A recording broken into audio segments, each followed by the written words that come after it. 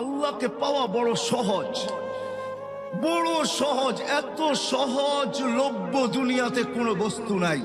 আল্লাহকে পাওয়া, আল্লাহর রসুলকে পাওয়া যত সহজ, এর চেয়ে সহজলভ্য দুনিয়ায় কোনো বিষয় নাই, কোনো জিনিস নাই।